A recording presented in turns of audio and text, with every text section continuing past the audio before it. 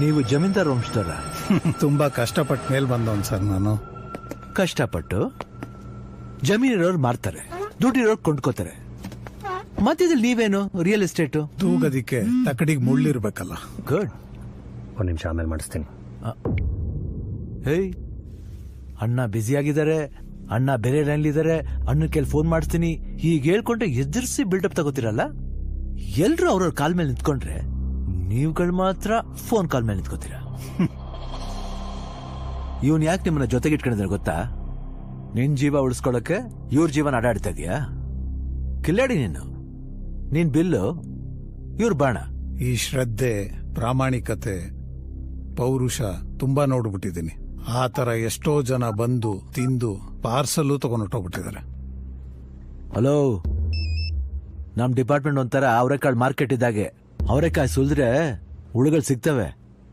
ಏನೋ 2 ಹುಳುಗಳು ಊಟ ಹಾಕ್ಬಿಟ್ರೆ ಇಡೀ ಡಿಪಾರ್ಟ್ಮೆಂಟ್ ನ ಸಾಕ್ತಿದ್ದೀನಿ ತಿಳ್ಕೊಬೇಡ.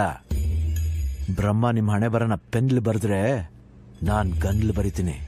ಬಿಡಿ ಸರ್, ನಾವು ಗಂಡಸ್ರೆ. ದಾಡಿ ಮೀಸೆ ಬೆಳೆಸ್ಕೊಂಡ್ರಲ್ಲ ಗಂಡ್ಸ್ ಅನ್ಸ್ಕೊಳಲ್ಲ ಕಣ. ಹಂಗ ಅನ್ಸ್ಕೊಳಂಗಿದ್ರೆ ಕರಡಿ ಎಲ್ಲಾರ್ಗಿಂತ ದೊಡ್ಡ ಗಂಡ್ಸು.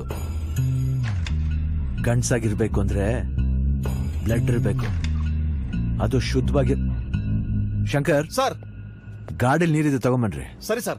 ನಾವೆಲ್ಲ ಭೂಮಿಗೆ ಬಂದು ಹೋಗೋದೆ ಒಂಥರ ಫಂಕ್ಷನ್ಗೆ ಬಂದು ಹೋದಂಗೆ.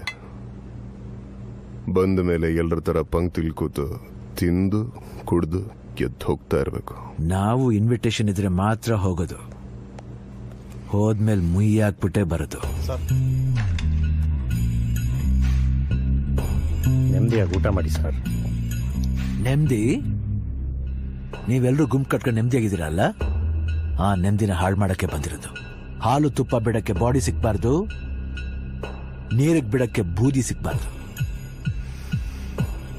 ನಾನು ಆಲ್ಗೆಲ್ ಮಚ್ಚೆ ಇದೆಯಾ ನೋಡು. ಬೇರೆ ಕಡೆ ಇದೆ.